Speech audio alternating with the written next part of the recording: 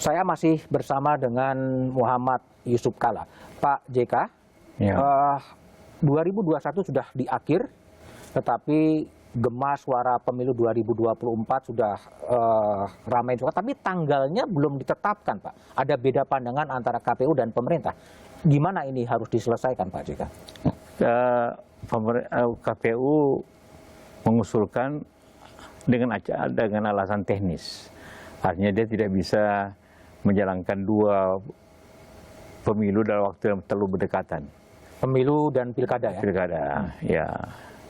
Nah, karena itu maka minta 1 Februari, 1 November. Karena juga jangan lupa kita membutuhkan waktu, karena apabila ada yang masuk ke MK, itu juga makan waktu kan. Nah, jadi pihak KPU minta waktu. Jadi ya nanti persetujuan antara pemerintah dengan KPU saya yakin pasti dicapai. Karena tidak mungkin tidak dicapai dalam waktu tahun depan. Oke. Tapi satu isu lagi Pak, di tahun 2022 nanti kan akan ada 102 ya. 102 kepala daerah yang kemudian habis masa jabatannya dan kemudian kosong karena nggak ada pilkada. Ya.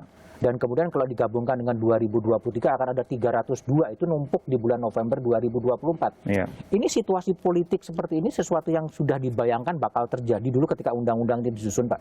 Dulu saya mengusulkan agar tidak sekaligus, tapi 2 kali pilkada, jadi setengah-setengah. Ini penting karena kalau 1 kali pilkada semuanya, semua baru. Bupati, gubernur itu, wali kota, semua tipe baru. Tidak ada yang bisa menjadi contoh, karena semua baru. Nah, tapi ini kan sudah diputuskan seperti itu. Jadi memang saya kira pelaksananya akan repot sekali. Dulu saja berapa petugas KPU yang meninggal, apalagi ini hal ini. Jadi memang perlu persiapan yang baik, dan juga kita jangan korbankan petugas KPU apabila terlalu dekat persoalannya pemilunya. Tapi kalau kekosongan misalnya gini, 5 Mei 2022 Gubernur Banten akan habis, Gubernur Jakarta akan habis juga di Oktober 2022 dan akan ada sejumlah gubernur. Cukupkah kemudian pejabat-pejabat di pemerintah pusat untuk mengisi kekosongan jabatan? Banyak sekali gubernur yang kosong, wali kota yang kosong, bupati yang kosong. Betul, itu persoalan menurut saya. Kalau gubernur kan diganti oleh eselon 1. Ya. Kalau bupati bisa diganti oleh eselon 1 tapi di daerah, atau eselon 2. Ini memang kalau diganti hanya dari Kemdagri, itu Kemdagri kira-kira eselon 1-nya 12, hanya 12. Berarti harus mencari yang lain kan. Dan tidak mungkin dikosongkan 12 dipakai semuanya, tidak mungkin. Nanti Kementerian Dalam Negeri mau kerja apa kalau tidak ada eselon 1-nya? Jadi tidak mungkin setengahnya pun terlalu banyak. Jadi memang dibolehkan ambil dari eselon 1 dari kementerian yang lain. Tapi 100 lebih itu juga untuk gubernur ya. Untuk gubernur kan maksimum 34 ya. Kalau bupati 500 ya.